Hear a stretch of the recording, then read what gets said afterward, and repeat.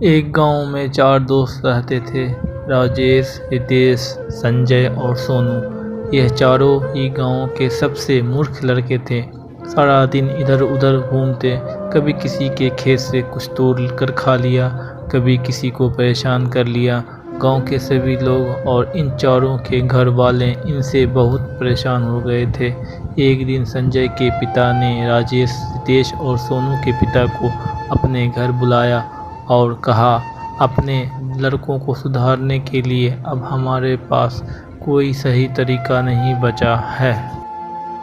फिर संजय के पिता अपने मित्र जादूगर से बात करते हैं और चारों लड़कों को एक साथ बुलाते हैं और उनसे कहते हैं, शहर में मेरा एक मित्र बहुत ही बड़ा जादूगर है।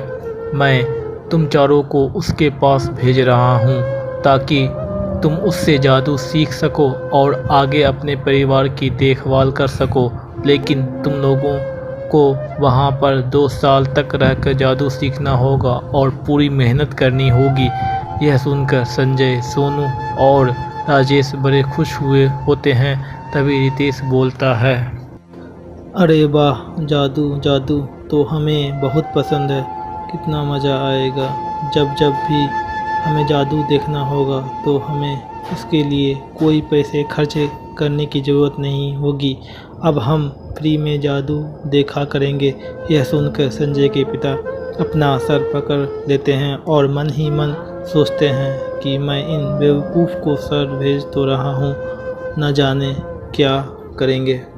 दूसरे दिन सुबह उन चारों को शहर की गाड़ी में बैठाया जाता है और वह चारों जादू सीखने पहुंच जाते हैं।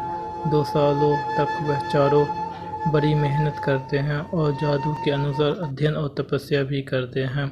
2 साल के बाद जब वह पूरी तरह से जादू सीख लेते हैं तो अपने गांव वापस आने के लिए निकल पड़ते हैं। गांव के पास के रेलवे स्टेशन और उनके गांव के बीच एक जंगल पड़ता है। वह स्टेशन पर उतरते हैं और जंगल के रास्ते अपने गांव की तरफ चल देते हैं। चलते चलते अचानक संजय बोलता है, रुको, मुझे कुछ दिखाई दिया है। संजय की बात सुनकर वह तीनों वहीं रुक जाते हैं और संजय दूसरी दिशा में चल देता है। वहां जाने के बाद संजय अपने तीनों दोस्तों को बुलाता है। वह तीनों वहां जाकर देखते हैं तो उन्हें एक हड्डियों का ढांचा दिखाई देता है। यह देखकर सोनू बोलता है, तूने यह देखकर हमें रुकने को बोला है, अब तू इन हड्डियों का क्या करेगा? सोनू की बात सुनकर संजय बोलता है, आज हम यह पता लगा सकते हैं कि हम चारों में से सबसे बड़ा जादूगर कौन है। मंत्र खत्म होते ही हड्डियां का ढांचा एक दूसरे से जुड़कर एक शेर के आकार में खड़ा हो जाता है। यह देखकर सोनू बोलता है, बस मुझे इतना ही जादू आता है, देख अब मैं क्या करता हूँ। सोनू मंत्र पढ़ना शुरू करता है।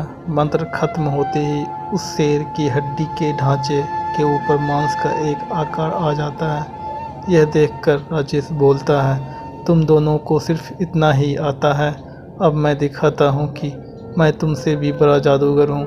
राजेश मंत्र पढ़ना शुरू करता है। राजेश का मंत्र खत्म होते ही उस शेर के मांस के ऊपर बाल और खाल आ जाते हैं। अब शेर पूरी तरीके से आकार ले चुका होता है। तभी रितेश बोलता है, तुम सब ने तो कुछ नहीं सीखा, मैं तुमसे सबसे बड़ा जादूगर हूँ, अब मैं तुम्हें अपना जादू दिखाता हूँ। यह बोलकर रितेश मंत्र बोलना शुरू करता है। रितेश का मंत्र खत्म होते ही उस शेर में जान आ जाती है और वह शेर रितेश के ऊपर कूदता है और उसे मार देता है। यह देखकर बाकी तीनों दोस्त डर जाते हैं।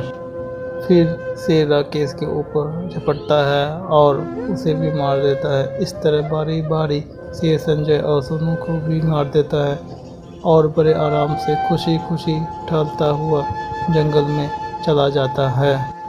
दोस्तों, जब तक हमें किसी भी कार्य को करने की सही समझ नहीं होगा तब तक ऐसा ज्ञान हमारे लिए व्यर्थ है।